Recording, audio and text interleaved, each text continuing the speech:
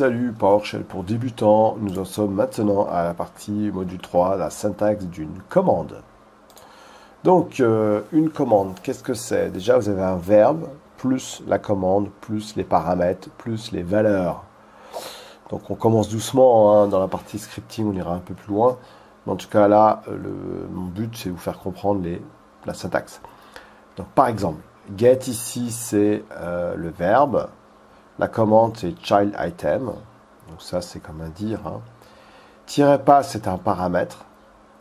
Et les valeurs, ici, vous voyez, c'est quelque chose qui change, puisque je peux changer mon chemin ici. Ensuite, nous avons un autre paramètre, ici, c'est include. Donc ça veut dire tu me donnes tous les fichiers qui terminent par txt. Par contre, je ne veux pas les fichiers qui commencent par A quelque chose. Voilà. Donc, si j'ai un fichier qui s'appelle arnaud.txt, évidemment, il ne le verra pas, même si c'est du txt. Pour afficher les paramètres en mode texte, on a verbe plus commande, et ensuite on fait tiret, contrôle, espace, ou alors l'ISE. Donc, on va essayer d'analyser une commande toute simple, et de voir un peu comment elle fonctionne. Donc, comme je viens de vous le dire, une commande PowerShell commence par un verbe. Donc, j'ai get quelque chose. J'ai new quelque chose. J'ai remove quelque chose. Donc, je peux ici faire un add si je veux ajouter quelque chose. Si je fais un add et que je tape tabulation ici, ou alors si je fais un add, je veux faire contrôle espace. Il me dit est-ce que tu veux montrer tout qui commence par add. Et dans ce cas-là, vous voyez que en faisant contrôle espace, il me donne toutes les commandes qui commencent par add, ici. Donc add DHCP, add switch, ajouter un computer, ajouter un switch, ajouter, qu'est-ce que je peux ajouter? Ajouter un ordinateur dans un domaine, par exemple. Ajouter une printer. Hein, voilà. Donc, même principe. Donc si je veux faire toutes les commandes type remove, ça, si je fais contrôle espace, il me dit ce que tu veux, toutes les commandes qui commencent par remove. Donc là, je fais yes, et là, il va m'afficher toutes les commandes qui commencent par remove. Donc vous voyez que pour enlever quelque chose, il n'y a pas de souci. Hein. Donc là, vous avez toutes les commandes qui commencent par remove, ici. Donc, une commande commence par un verbe. J'ai aussi, par exemple, grant pour ajouter les droits. Hein, vous voyez. Donc là, j'en ai un petit peu moins, hein, parce que si je fais contrôle espace, il me dit, voilà, vous voyez, vous n'avez pas beaucoup. Donc, le verbe. Ensuite, la commande. Donc, on va dire, par exemple, je voudrais créer un répertoire. Donc, c'est new item, ça. Donc, new, c'est le verbe, et là, c'est la commande. Donc, ensuite, si je fais tiret, juste après le tiret, vous devez mettre vos paramètres. Alors, new item, par exemple, si je tape le pass, c'est un chemin, ou le nom. Donc, pour avoir tous les paramètres, vous faites contrôle espace. Et là, vous avez tous les paramètres. Si vraiment vous voulez le faire graphiquement, vous pouvez toujours, on va prendre le fichier d'aide, vous pouvez toujours ici taper ISE, et quand vous tapez ISE, évidemment, vous avez, c'est plus simple parce que c'est graphique, et là, si je fais new item, et si je fais tiret, graphiquement, il vous montre tout là. Donc, c'est quand même pas mal pour débuter, hein, ici. Okay. Là, j'ai le name, ici, par exemple. Voilà, le name. J'ai ensuite le pass, ici. Donc, voilà.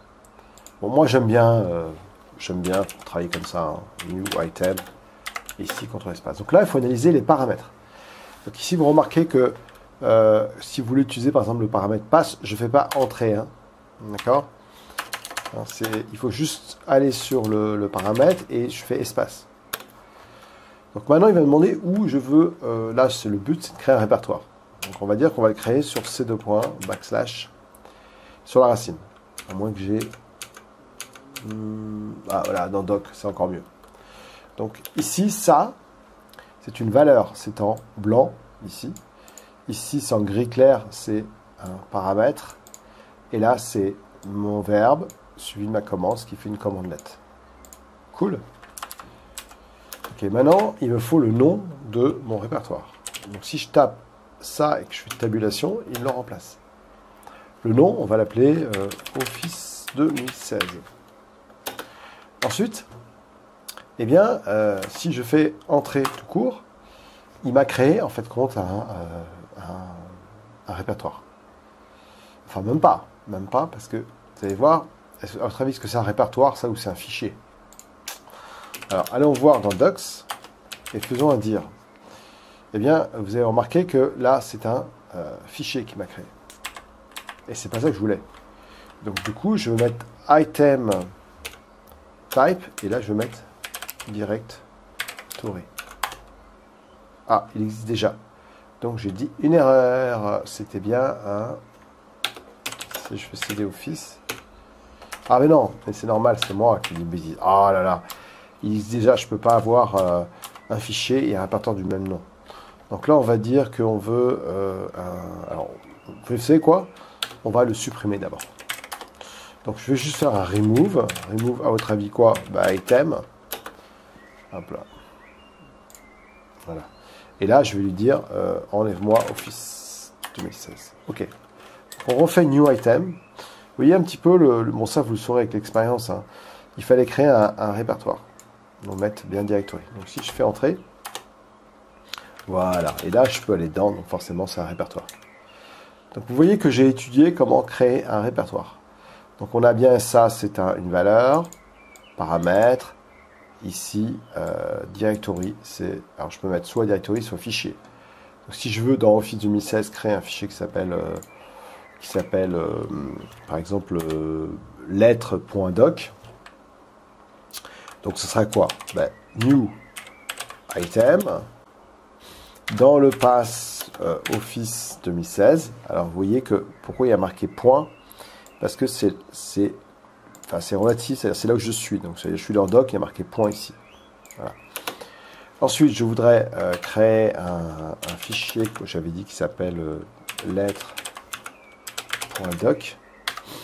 Alors, et puis, quelque part, je ne suis pas obligé de lui mettre l'item type puisqu'on a vu que ça lui crée un fichier automatiquement. Voilà.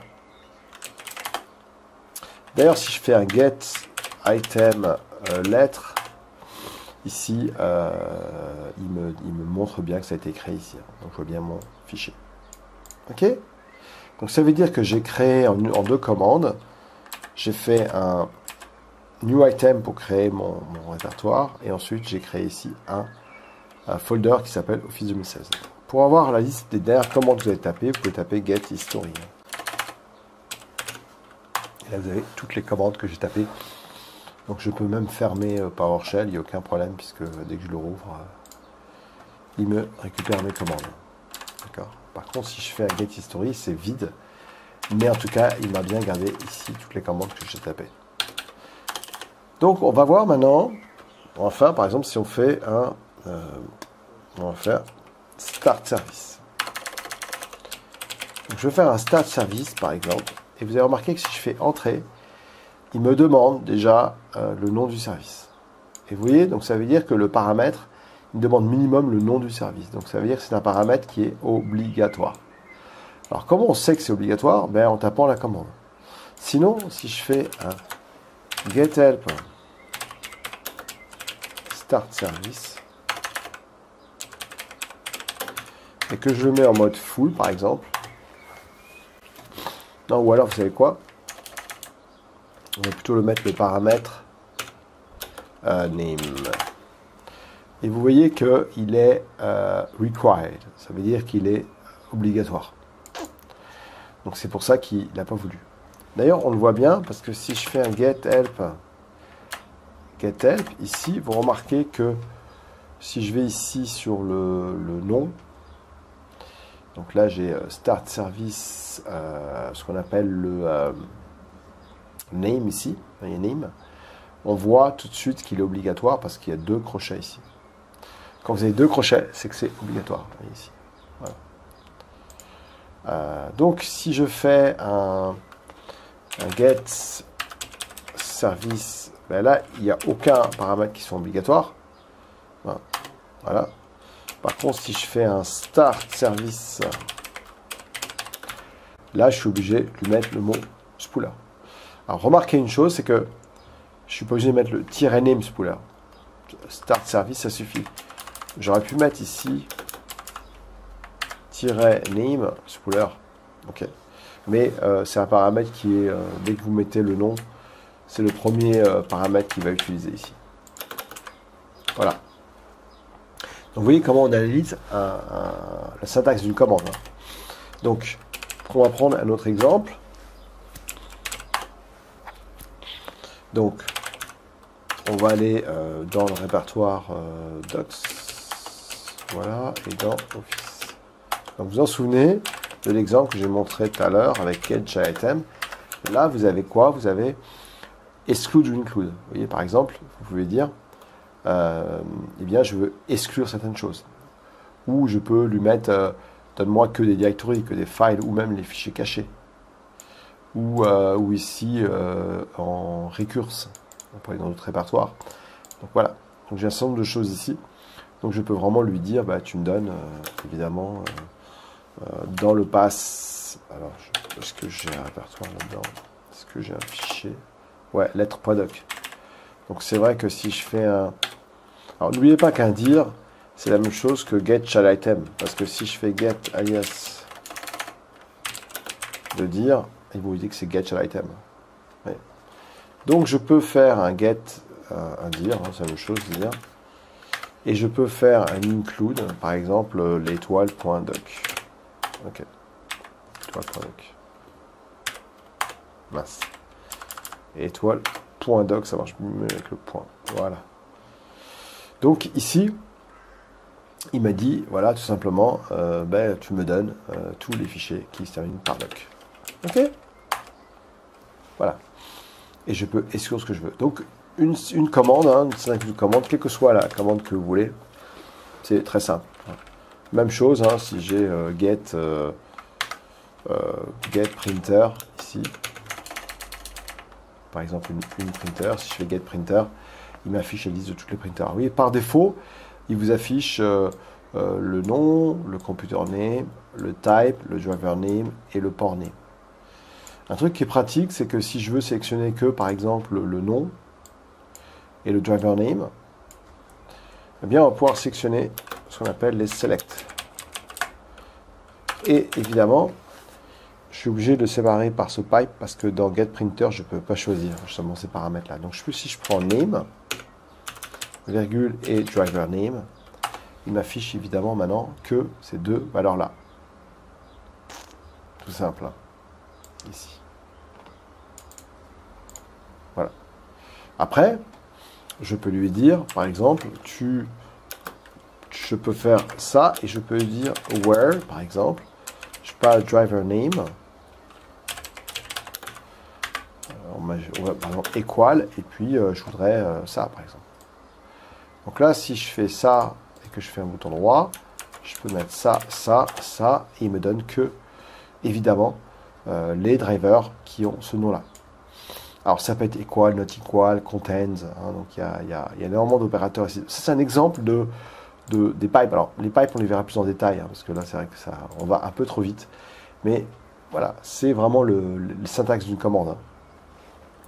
Dans une commande, vous avez également, si je prends getPrinter, n'importe quelle commande, si je fais CTRL espace, donc vous avez ici les paramètres, et puis vous avez ce qu'on appelle les paramètres que vous trouvez dans toutes les commandes PowerShell.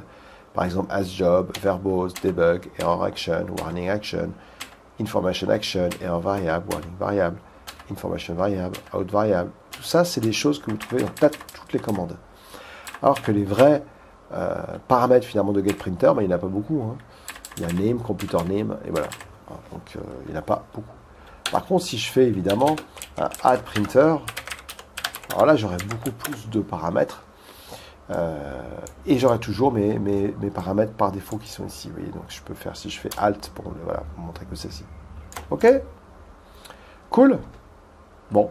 Donc de toute façon, vous pouvez toujours aller sur Google et puis ou faire un online pour avoir toutes les informations. Bon. C'est vrai que si vous faites un add printer, l'avantage que vous aurez, c'est que vous aurez plein d'exemples ici en PowerShell. Donc là, il faut quand même lui dire PowerShell. Bon. même si ça me paraît logique, c'est du PowerShell. Vous voyez, donc vous avez installé une imprimante avec PowerShell. Il y a plein d'exemples de scripts PowerShell pour installer une imprimante ici. Vous voyez, get printer port ici. Donc, bon, franchement, hein, acheter une imprimante avec ce driver-là, il n'y a rien de plus simple. Voilà. Donc, je pense que j'étais assez clair, j'espère. Et puis, c'est terminé. Question toujours pareil. Je ne vais pas vous dire où l'envoyer. Vous voyez à l'écran. Allez, ciao, ciao. Bisous à tous.